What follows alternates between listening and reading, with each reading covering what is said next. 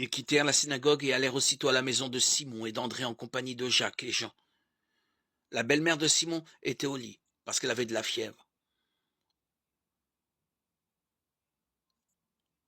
Dès que Jésus arriva, on lui parla d'elle. Il s'approcha d'elle, lui prit la main, et la fit se lever. La fièvre la quitta, et elle se mit à les servir. Quand le soir fut venu, après le coucher du soleil, les gens transportèrent vers Jésus tous les malades et ceux qui avaient des esprits mauvais. Toute la population de la ville était rassemblée devant la porte de la maison. Jésus guérit beaucoup de gens qui souffraient de diverses maladies, et il chassa aussi beaucoup d'esprits mauvais.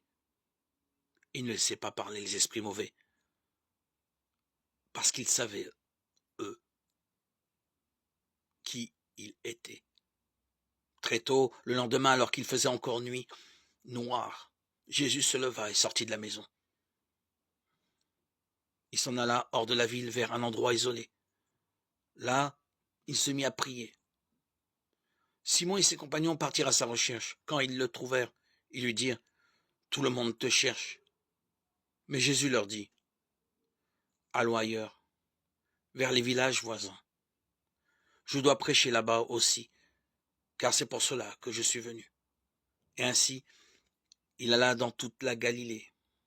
Il prêchait dans les synagogues de la région et il chassait les esprits mauvais. Marc 1, 29, 39.